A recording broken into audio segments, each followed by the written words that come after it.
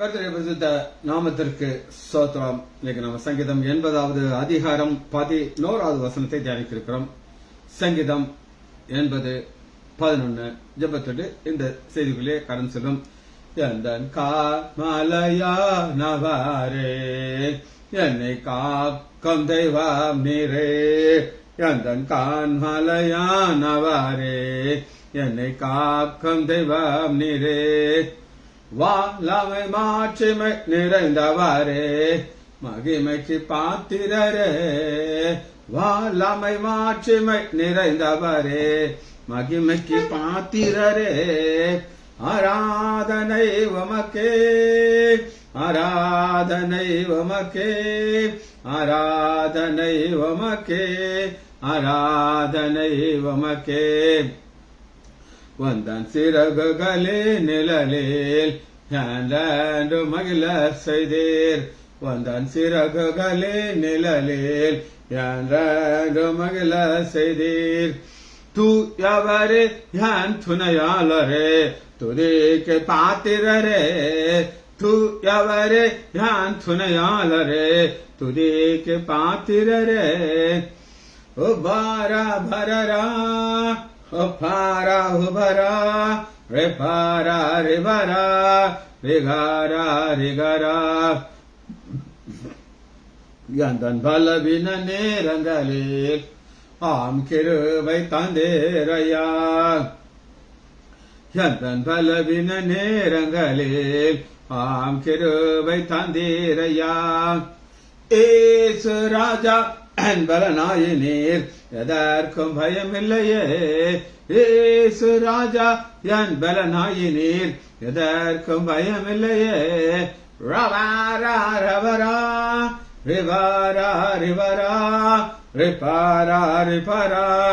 அகனா அகனா எந்த உயிருள்ள நாட்களெல்லாம் உம்மை புகழ்ந்து பாடிடுவேன்.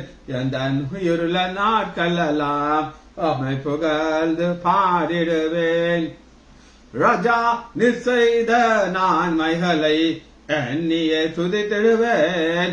ராஜா நீர் செய்த நன்மைகளை சொல்லியே துதித்திடுவேன். இயேசுவின் நாமத்தினாலே ஜெபங்கள் பிதாவே, ஆமென். கர்த்தருடைய பரிசுத்த நாமத்திற்கு ஸ்தோத்திரம். Balasundari praise the Lord. நம்ம சங்கீதம் 80வது அதிகாரம்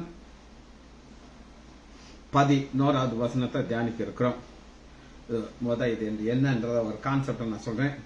இவருடைய ஒரு பிரச்சனை என்ன அப்படின்னு கேட்டீங்கன்னா, 3வது சொல்றாங்க, தேவனே எங்களை திருப்பி கொண்டு வாரும். திருப்பி கொண்டு வாரம் அப்படின்னா என்ன அர்த்தம்னா, இவங்க ஆண்டரை விட்டுட்டு தூரமா போயிடுறாங்க. நியாயாதிபதிகள் புஸ்தகத்தை நீங்க வாசிச்சு பார்த்தீங்கன்னா இது ரெகுலர் நடந்துட்டு. ஆண்டவர் சொல்லுவாரு, என்னையன்று உனக்கு தேவன் இருக்கக்கூடாது, நீ விக்கிரகத்தை போயிடாது அப்படின்னு. ஆனந்தி சொன்ன மாதிரி கரெக்டா அங்கதான் போவாங்க. ஆண்டவர் கோபம் விட்டுவாங்க. அவர் என்ன செய்வார்னா, ஒரு பெலிசியர் எடுத்துருவார்.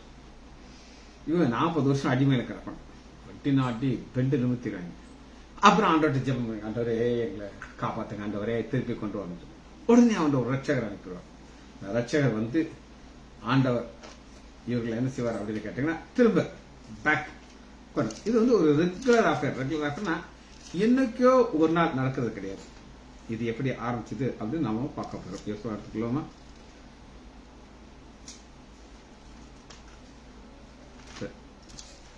நியாயாதிபதிகள், யோசுவா காலத்தில் நியாயாதிபதிகள். நியாயாதிபதிகள் 2வது அதிகாரம் 8வது இங்கதான் பிரச்சனை. நூனின் குமாரனாகிய யோசுவா என்னும் கர்த்தருடைய ஊழியக்காரன் 110 வயதுள்ள மரணப்படுகிறான். அவன் அடக்கம் பண்ணியாச்சு. அப்புறம் 10வது வசனத்துல, அக்காலத்திலே அங்கே இருந்த சந்ததியர்களும் தங்கள் பிதாக்கள் சேர்க்கப்பட்டோம். அது ஒரு தலைவரை முடிஞ்சிருச்சு. இந்த யோசுவா என்ன செய்யல அப்படின்னு கேட்டீங்கன்னா, ஒரு சரியான ஒரு தலைவரை ஏற்படுத்தணும். மோசேக்கு அப்புறம் ஆண்டவர் வந்து யோசுவாங்கிற ஒரு வேலைக்காரர் ஏற்படுத்தினார். அப்படிப்பட்ட ஒரு பவர்ஃபுல் ஒரு லீடர் இல்லை. அதனால என்ன நடக்குது அப்படின்னு கேட்டீங்கன்னா, 10வது வசனம் பாருங்க. நியாயாதிபதிகள் 2வது அதிகாரம் 10வது வசனம். அக்காலத்தில் இருந்த சந்ததியார்களும் கர்த்தரையும் அவர் இஸ்ரவேலுக்கு செய்த கிரியையிலும் அறியாத வேறொரு சந்ததி அவர்களுக்கு பின் எழுப்பியது. கர்த்தரடியும் அவருடைய இப்ப என்னுடைய தகப்பனார் எப்பவுமே ஆண்டவரை குறித்து எங்களுக்கு நிறைய காரியங்கள் சொல்லிக்கிட்டே இருப்பாங்க. உங்க அம்மா பத்தி சொல்லுவாங்க, எங்களுக்கு இந்த சில கிறிஸ்தவ பாடல்கள் எங்க தகப்பனார் எங்களுக்கு சொல்லிக் கொடுப்பார். பல நாட்கள் எங்களுடைய தகப்பனாருடைய வாழ்க்கையை குறித்து சொல்லுவார். அவங்களுடைய அம்மாவை பத்தி சொல்லுவார். எங்க அம்மா எப்படி ஜெபிப்பாங்க, எங்க அம்மா பத்தி ஒரு தடவை நான் உங்களுக்கு ஒரு சம்பவத்தை சொல்லிருக்கேன். திரும்ப அசல் என் தகப்பனார் மிராஜ் மெடிக்கல் காலேஜில் அவர் படித்தார். அடுத்து ஒரு ஒரு டாக்டர் தியோடர் வில்லியம்ஸ் அப்படின்னு ஒரு பெரிய ஒரு மிஷனரி, அவருடைய ட்ரைனிங் இருந்தார். இந்த தியோடர் வில்லியம்ஸ் ஒரு தடவை எங்க அப்பா எல்லாமே 3 வருஷம் ஒர்க் பண்ணாங்க, நிறைய எக்ஸ்பீரியன்ஸ் சமைச்சாரு. நார்வேக்கு வந்துட்டார். அப்போ அவர் ஒரு லெட்டர் போடுறாரு, அவசரமா நீ வரணும், நான் 3 மாதம் நான் என்னுடைய நேட்டிவ் பிளேஸ்க்கு வரேன், நீ வந்து அந்த 3 மாசம் ஒன்னால மட்டும் தான் அந்த ஆஸ்பத்திரியை எனக்கு ஈக்குவலா நடத்த முடியும் அப்படின்னு சொன்னாங்க. அப்பா சொன்ன உடனே எங்க பாட்டி சொல்றாங்க, நீ போகாதடா, அம்மா ஒரு கெட்ட சொப்பனத்தை பார்த்தேன், அதனால நீ போறது சரியில்லை அப்படின்னாங்க. எங்க அப்பாவுக்கு ரொம்ப ஒரு என்ன சொல்றது, ஒரு பைண்டிங் நமக்கு சொல்லி கொடுத்தாரு.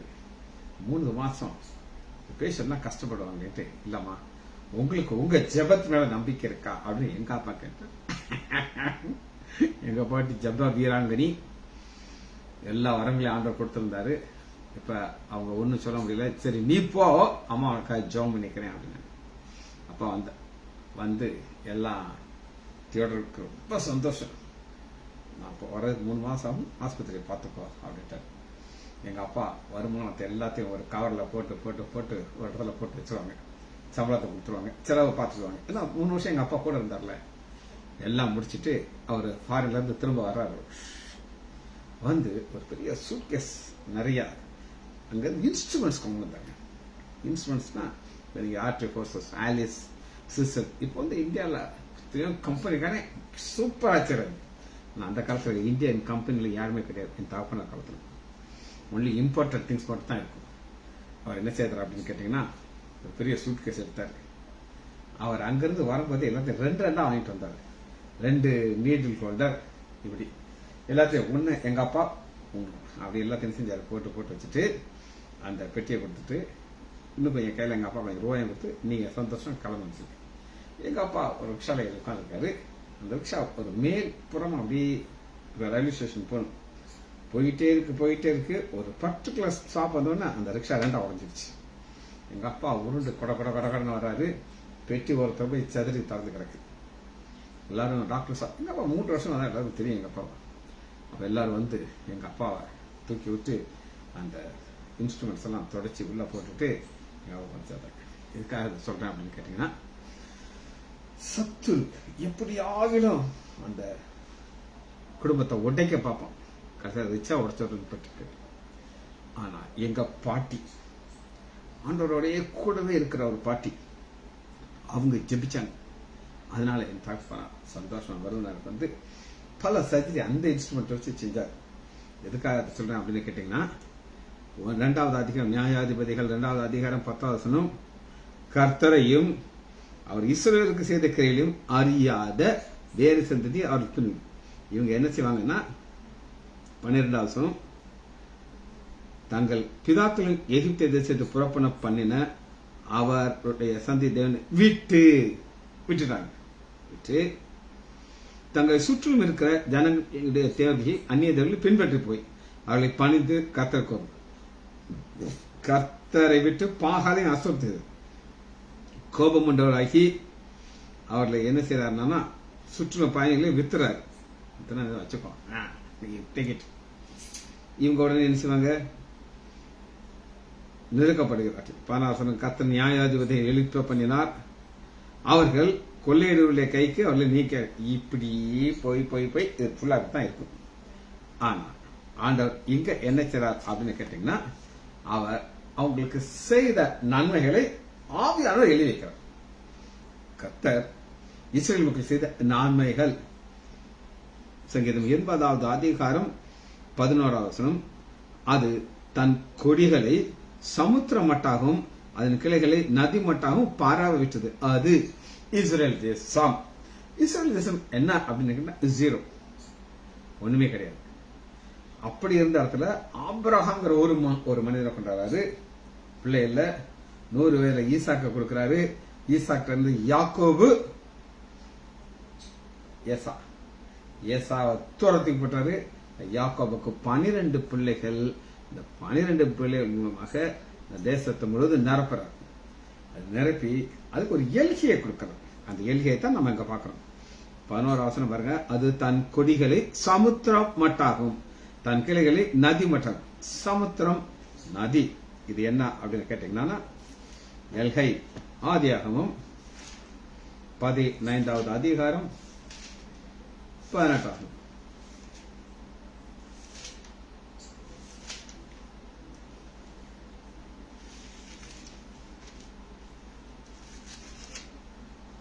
அந்நாளிலே கர்த்தர் ஆபிரகாமோடு உடன்படிக்கை பண்ணி எகிப்து நதி இருக்கா, எகிப்து நதி துவங்கி ஆயப்ராத்து நதி என்னும் பெரிய நதி மட்டும் கென்னீரும் கெனேசும் இவருடைய இந்த இடத்தை நான் உனக்கு கொடுத்துட்டேங்கிறாரு. நதியை உங்களுக்கு பார்த்தீங்களா? ரைட். அடுத்து பாருங்க, யாத்ராகமும் 23வது அதிகாரம்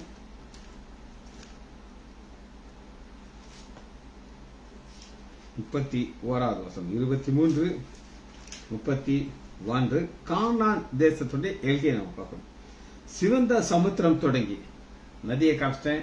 இப்ப சமுத்திரம் தொடங்கி பெலிஸ்தியருடைய சமுத்திரம் வரைக்கும், வானாந்திரம் தொடங்கி நதி வரைக்கும் உன் எல்கை இருக்கும்படி செய்தேன். நான் அந்த தேசத்தின் குடிகளை உங்கள் கையில ஒப்பு கொடுப்பேன், நீ அவர்களை துரத்தி விடுவார். ஆண்டவர் வந்து ஒரு எல்கை காட்டுறது. இந்த எல்கை தான் இவர்களுடையது. நான் உங்களுக்கு சொன்னேன் எப்படி இஸ்ரேல் தேசம் 2வது உருவாச்சு அப்படின்னு சொல்லி. அப்ப ஒரு இங்கிலாந்து தேசம் தோர்த்து கொண்டிருக்கு, யுத்தத்தில் தோத்துக்கிட்டு இருக்கும்போது என்ன நடக்குது அப்படின்னு கேட்டீங்கன்னா 1948 மே மாதம் 14ஆம் தேதி இஸ்ரேல் தேசம் திரும்ப ஸ்டார்ட் ஆகுது. அந்த தேசம் ஸ்டார்ட் ஆகிறதுக்கு முன்னாடி அந்த ஒரு சயின்டிஸ்ட், அவர் தான் ஒரு மாற்று மருந்தை கண்டுபிடிச்சாரு. அதனாலதான் அவங்க ஜெயிச்சாங்க. அவங்கள்ட்ட சொன்னாங்க, நாங்க உங்களுக்கு ஆப்பிரிக்காவை நாங்க கொடுக்கறோம், அங்க நீங்க இருந்துக்கோங்க அப்படின்னு சொல்லி. நோ அப்படின்ட்டு. நோ பாருங்க, எங்களுக்கு எங்களுடைய முற்புதாக்கள் எந்த எல்கையில வாழ்ந்தாங்களோ அதான் எங்களுக்கு வந்துச்சு. இன்னைக்கு அதான் அவங்களுடைய எல்கையாக இன்னைக்கு இருக்குது. அதை யாராலையும் மாற்ற முடியாது. இது எல்கையை நான் உங்களுக்கு காமிச்சேன்.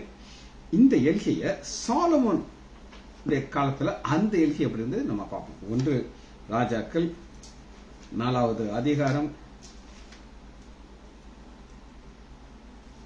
21 வசனம். 4:21.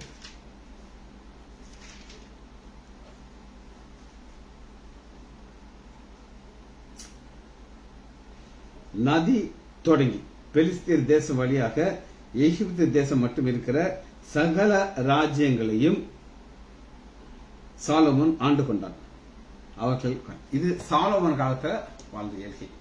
இதெல்லாம் ஆண்டவர் கொடுத்தாரு. ஆனா கொடுத்ததெல்லாம் அவங்க மறந்துட்டு விக்கிறதுக்கு முன்னாடி என்ன செய்றாங்க? போயிடுறாங்க. சரி, 12வது வசனத்தை வாசிக்கணும். சங்கீதம் 80:12. இப்பொழுதோ வாளி நடக்கும்படி யாவரும் அதை பறிக்கும்படியாக அதன் அடப்புகளை ஏன் தகர்த்து போட்டேன். அகடப்புங்கிறது பாதுகாப்பு. அடப்புகளை எப்படி ஆண்டவர் சொல்லுகிறார் அப்படின்னு கேட்டீங்கன்னா எடுத்துக்கொள்ளணும். எசாயா 5வது அதிகாரம். அடப்புங்கிறது ஒரு பாதுகாப்பு. 5:5. இப்பொழுதும் நான் என் திராட்சை தோட்டத்திற்கு செய்ததை உங்களுக்கு அறிவிப்பேன், அதன் வேலியை எடுத்து போடுவேன். வேலியை எடுத்து போடுவேன் அப்படின்னா என்ன அர்த்தம் அப்படின்னா பாதுகாப்பா எடுத்து போட்டுருவார். ஆண்டவர் அந்த தேசத்திற்கு விசேஷமான பாதுகாப்பை கொடுத்தார். அந்த விசேஷமான பாதுகாப்பு எப்படி இருக்கும் அப்படின்னு கேட்டீங்கன்னா, இந்த இஸ்ரேல் மக்கள் எல்லா ஆண் பிள்ளைகளும் வருஷத்துக்கு 3 முறை தேவனை தொழுது கொள்ள போகணும். எருசலேமுக்கு போகணும். போயிட்டு அவங்க வர அந்த தேசத்துக்கு ஸ்பெஷல் பாதுகாப்பு கொடுப்பாரு. அன்னைக்கு யுத்தம் வராதபடி ஆண்டவர் பார்த்துக்கிட்டார். அந்த அளவுக்கு ஸ்பெஷல் பாதுகாப்பு கொடுத்தாரு. ஆனா இவங்க என்ன செய்தார்கள் அப்படின்னு கேட்டீங்கன்னா, அதன் வேலியை எடுத்து போடுவேன், அது மேய்ந்து போடப்படும், அதன் அடைப்பை தகர்ப்பேன், அது மிதியுண்டு போகும், அது பாலாக்கி விடுவேன், அதன் கிளைகள் நறுக்கப்படாமல். காரணம் என்ன அப்படின்னு கேட்டீங்கன்னா, ஆண்டவரை விட்டு இவங்க என்ன செய்றாங்க, விற்கிறதுக்கு போயிடுறாங்க. அதனால இப்படிப்பட்ட ஒரு நிலைமை நடக்கிறது. சரி, இந்த நிலைமைங்கிற பாதுகாப்புங்கிற ஒரு நிலைமைய நெகேமியா எடுத்துக்கொள்ளுங்க. இந்த வசனம் இன்னும் உங்களுக்கு புரியுது. 604 நெகேமியா 2:604.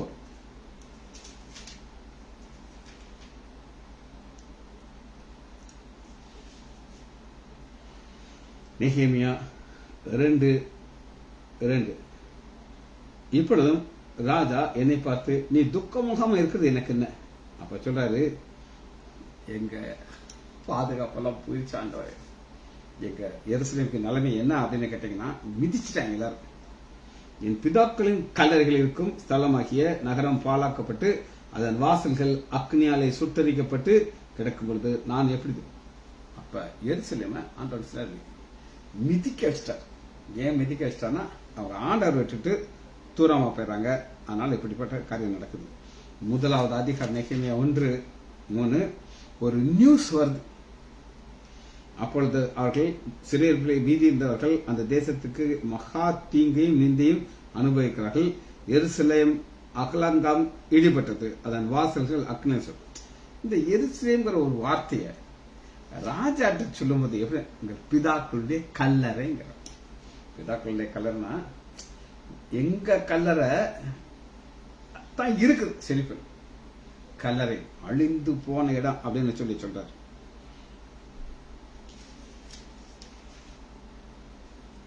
ரெண்டு 17 பின்பு நான் அவர்களை நோக்கி, எருசலேம் பாலாய் கிடக்கிறதையும் அதன் வாசல்கள் அக்னியினாலே சுட்டப்படுவதையும் நாம் இருக்கிற சிறுமையை பார்க்கிற நாம் இந்த நிந்தைக்குள்ளார திரும்பவாய் கட்டுவோங்கிறார். இது ஒரு ரெகுலர் பினாமினல், அப்படிதான் நடக்கும். 18 வசனத்தை வாசிக்கிறேன். 2:18 என் தேவனுடைய கரம் என் மேல் நன்மையாது. இன்னைக்கு அவங்க ஆண்டவருக்குள்ள வெல்லப்பட்டு அவருக்காக நாங்க வைராக்கியமா இருப்போம்னு சொல்றாங்களோ, ஆண்டவர் ஒரு புது ஸ்ட்ரென்த்தை கொடுக்கிறார். அப்பொழுது அவர்கள் எழுந்து கட்டுவோம் வாருங்கள் என்று சொல்லி அந்த நல்ல வேலைக்கு தங்கள் கைகளை திடப்படுத்துகிறார்கள். இதுதான் ஆண்டவர் சார் அவர்களை பலப்படுத்துகிறார். சரி, அடுத்த வசனத்தை பார்க்க போயிடும். 13வது வசனம், சங்கீதம் 80:13 காட்டு பன்றி அதை உழுது போடுகிறது, வெளியின் மிருகங்கள் அதை மேய்ந்து போடுகிறது. காட்டு பன்றியை பத்தி உங்களுக்கு தெரியணும்னு நினைச்சீங்கன்னா, உங்களோட ஒரு தோட்டம் இருந்தா தான் தெரியும், இல்லைன்னா தெரியாது. நீங்க எங்க விருதுநகர்ல இருக்கீங்க, ஒரு டவுன்ல இருக்கிறீங்க, கிராமத்து மக்களுக்கு என்ன பிரச்சனைன்னு தெரியாது. இந்த காட்டு பன்றி என்னெல்லாம் இங்க பயிர் போட்டிருக்காங்களோ அத்தனையும் தின்னுட்டு போயிருக்கு. உங்களுக்கு காட்டு பன்றினா யார் அப்படின்னு தெரியணும்னு ஆசையா இருந்தா, காட்டு பன்றி அம்மா சொல்லுங்களே, காட்டு பன்றி மாதிரி இருக்க அந்த திட்டதெல்லாம் கிடையாது.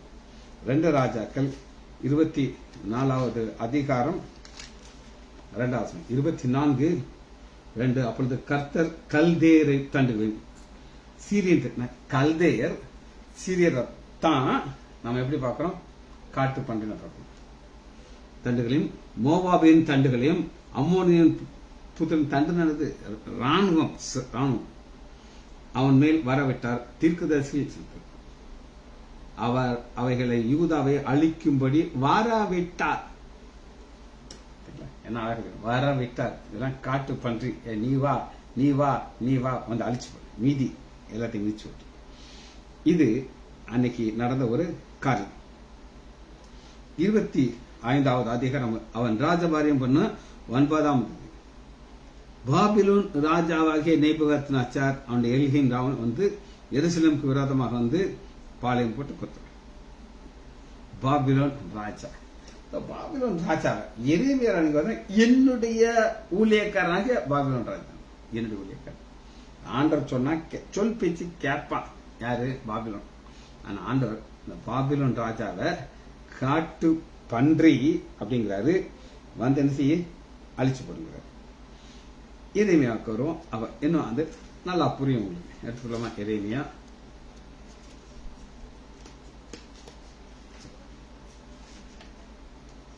4வது அதிகாரம் 7வது வசனம்.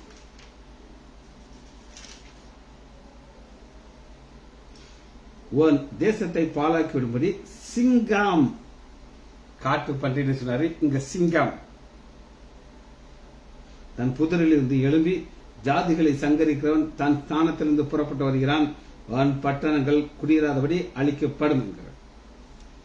இது தான் ஆண்டவருடைய வெப்பன். எல்லாத்துக்கும் ஒரு இன்ஸ்ட்ருமெண்ட்ஸ் வச்சிருப்பாங்க. ஆனா ஆண்டவர் யாரை வச்சிருக்காருன்னா இவர்களை வச்சிருக்கிறார். இந்த சிங்கத்தை 39வது அதிகாரம் முதல் வசனத்துல பேரே வச்சுட்டார். 39:1 எரேமியா.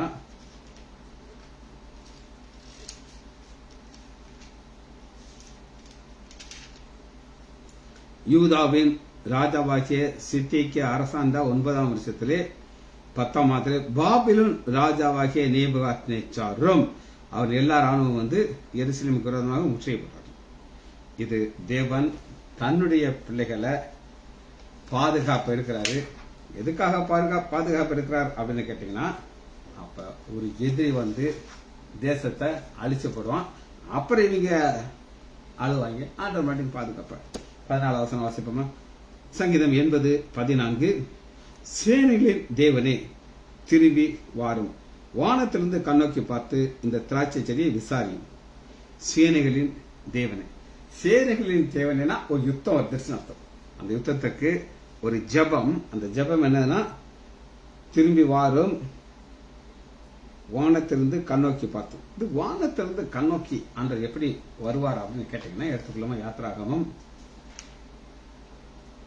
15வது அதிகாரம். ஆண்டவர் எங்க இருக்காரு? பரலோகத்தில் இருக்காரு. இப்ப அவர் பிள்ளைகளுக்கு ஒரு யுத்தம் நடக்குது. சேனையிலும் கர்த்தர்னாலே யுத்தத்தை அவர் எடுத்துக்கிட்டு நடத்துறாரு. யாத்திராகமும் 14வது அதிகாரம் 23. அப்பொழுது எகிப்தியர் அவரை தொடர்ந்து பார்வனுடைய சகல குதிரைகளும் கிழக்கு வெளுத்து வரும் ஜாமத்திலே கர்த்தர் அக்னியும் மேகமான ஸ்தம்பத்திலிருந்து ஏத்த சேனையை பார்த்து சேனையிலே கடந்திருக்கிறார். வானத்தில் இருக்காரு. என் பிள்ளைகளுக்கு யுத்தம் பண்றாங்க, என் பேரு சேனைகளின் கர்த்தர், நான் சொல்லார்னு உள்ள வந்துடுறாரு. உள்ள வந்து அவர்களுக்கு சப்போர்ட்டாக நினைச்சாரு, யுத்தம் பண்ணிடுறாரு. அத 24வது வருஷம் இன்னும் நல்லா பார்க்கணும். 15:24 சரி 15:19 பார்வோன் குதிரைகள் அவனுடைய ரதங்களும் குதிரை வீரர்களும் சமுத்திரத்தை பிரவேசித்து கர்த்தர் சமுத்திரத்தின் ஜலத்தை அவர்களுக்கு மேல் திரும்ப பண்ணினார். இஸ்ரவேலரோ சமுத்திரம். கர்த்தர் என்ன செய்றாரு? சமுத்திரத்தை அவங்க மேல திருப்புறார். யுத்தத்துக்கு வந்துட்டார். அதனாலதான் இந்த ஜெபத்தை நீங்க எப்படி பார்க்கலாம் அப்படின்னு கேட்டீங்கன்னா, 14வது வசனம் சங்கீதம் 80:14 சேனைகளின் தேவனே திரும்ப வாரும், வானத்திலிருந்து கண்ணோக்கி பார்த்து இந்த திராட்சை செடி வானத்திலிருந்து கண்ணோக்கி ஆக்ஷனுக்குள்ள வந்துருது. திராட்சை செடி. யோவான் 15வது அதிகாரம் முதல் வசனத்துல திராட்சை செடி யார் கேட்டீங்கன்னா, பரலோகத்தில் இருக்கிற தேவன் தான் திராட்சை தோட்டக்காரர். யோவான் 15:1 நான் மெய்யான திராட்சை செடி, என் பிதா தோட்டக்காரர். இயேசு கிறிஸ்து திராட்சை செடி புதிய ஏற்பாட்டுல. ஆனால் பழைய ஏற்பாட்டுல இஸ்ரேல் தேசம் முழுவதையும் ஒரு திராட்சை செடியாக பார்க்கிறோம். நாம் கொடி, நம்ம பிட்டா இருக்கும். இந்த செடியுடைய வேலை என்ன அப்படின்னு கேட்டீங்கன்னா, அதனுடைய வேர் ஃபுல்லா போகணும். போய் போய் போய் போய் எங்கெங்கெல்லாம் அதுக்கு தண்ணி கிடைக்குமோ அந்த தண்ணி எடுத்து அது கொடுத்து விடும். நமக்கு ஒரு வேலையும் கிடையாது. அபைட் இன். 4வது வசனம் பாருங்க, என்னிலே நிலைத்திருங்கள், நான் உங்களே நிலைத்திருப்பேன். கொடியானது திராட்சை செடி நிலைத்தராவிட்டால் தானாக கனி கொடுக்காது, அதுபோல நீங்களும் எனக்கு நிலைத்தராவிட்டால் கனி கொடுக்க மாட்டேன். அபைட் இன் மீ அப்படின்னு என்ன அர்த்தம்னா, அந்த திராட்சை செடியுடைய வேலை என்னன்னா, அந்த கிளை ஜாயிண்டா இருந்தா போதும். அது ஆண்டவர் விட்டு தூரமா போயிடுச்சா ஆண்டவர் நறுக்கி போட்டுருவார். ஆனா இப்ப எவ்வளவு நீங்க ஆண்டவரோட கூட இருக்கீங்களோ, க்ளோஸ் க்ளோஸ் க்ளோஸ், இன்னும் நெருக்கம் அப்படி நெருக்கமாக நிற்கும் பொழுது ஆண்டவர் உங்களை ஆசீர்வதிக்கிறார். சரி, ஏசாயா 63வது அதிகாரம் 15 65:13. ஆதலால் கர்த்தராகிய ஆண்டவர் சொல்லி, இதோ என் ஊழியக்காரர்கள் புசிப்பார்கள், நீங்களோ பசியாயிருப்பீர்கள். இதோ என் ஊழியக்காரர்கள் குடிப்பார்கள், நீங்கள் தாகமாயிருப்பீர்கள். இதோ என் ஊழியக்காரர் நீங்கள். இது ஊழியக்காரருக்கு ஸ்பெஷலான ஒரு ஆசிரியத்தை கொடுக்கிறார். நான் சொன்னேன், புதிய ஏற்பாட்டு வரும்போது நம்முடைய ஆண்டவராகிய இயேசு கிறிஸ்து திராட்சை செடி, நம்ம கொடி, அந்த கொடி நிலைத்திருந்தா ஆண்டவர் குடிக்கக்கூடிய ஸ்பெஷல் ஆசீர்வாதம் என்னெல்லாம் இருக்காது அப்படின்னு புசிப்பீர்கள், குடிப்பீர்கள், தாகமா இருப்பாது. இது 14 மன மகிழ்ச்சினாலே கம்பீரிப்பார்கள். ஆப்போசிட் மனநோயினாலே அலறி, கட்டாயிடுச்சா மனநோயில அலறி ஆண்டவர் அறியாத ஒரு வாழ்க்கையை வாழ்வார்கள். சரி, சங்கீதம் 33வது அதிகாரம் 13வது வசனம். சங்கீதம் 33:13.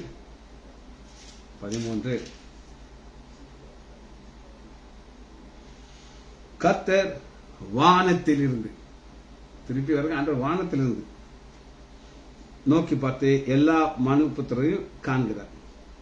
எல்லாரையும் பார்ப்பாரு, ஆனா இஸ்ரவேலை நோக்கி பார்ப்பார், சீக்கிரம் பார்ப்பார். வருஷத்தின் துவக்கத்திலிருந்து வருஷத்து முடிவு வரை என்ன செய்வாரா, நோக்கி பார்ப்பார். அந்த நோக்கி பார்க்கிற காரியத்தை 14 தாம் வாசமா இருக்கிற ஸ்தானத்திலிருந்து பூமியின் குடிகள் எல்லோர் மேலும் கண்ணோக்கமா இருக்கிறார். ஒரு வசனத்தை மட்டும் வாசிச்சு நம்ம அந்த செய்தியை முடிக்க போகிறோம். எடுத்துக்கொள்ளாமா? தானியேல் எடுத்துக்கொள்ளுங்க. 9வது அதிகாரம் 14. தானியேல் 9:14. ஆதலால் கர்த்தர் கவனமாயிருந்து அந்த தீங்கை எங்கள் மேலே வர பண்ணினார். கவனமாயிருந்து எங்கள் தேவனாய கர்த்தர் தாம் செய்து வருகிற தம்முடைய கிரிகளை எல்லாம் நீதி உள்ளவர், நாங்களோ அவருடைய சத்தத்துக்கு செவி கடாமல் போனோம். அவர் நீதி உள்ளவர், நாங்க செவி கொடுக்க மாட்டோம். அதனால 18வது பாருங்க, என் தேவனே உமது செவியை சாய்த்து கேட்டலும் உம்முடைய கண்கள் திறந்து எங்கள் பாலியங்களையும் உமது நாமம் தரித்து பெற்ற நகரத்தையும் பார்த்தலும் நாங்கள் எங்கள் நீதியின்படியே அல்ல உம்முடைய மிகுந்த இரக்கத்தை நம்பி. மிகுந்த இரக்கம், ஆண்டவர் இரக்கம் இல்ல ஆண்டவருங்க. அவற்றை இவங்க கேட்பாங்க, ஆண்டவரே எங்களை திருப்பி கொண்டு வந்து அவன் மறுபடியும் போவாங்க, அது வேற காரியம். ஜெபிச்சு படிப்போமா? மகா இரக்கமும் கருவேமல பிதாவே ஆமா துதிக்கிறோம். சங்கீதம் 80 மட்டுமாக ஜெபத்தை கேட்கிறவர்களாக இருந்து பிள்ளைகளை ஆசிரியத்துக்காக நன்றி. பிள்ளைகள் ஒவ்வொருவரையும் ஆண்டவராகிய இயேசு கிறிஸ்துவின் நாமத்தினாலே ஆசீர்வதிக்கிறேன். நாமத்தினாலே ஜெபங்களை பிதாவே. ஆமேன் ஆமேன் ஆமேன்.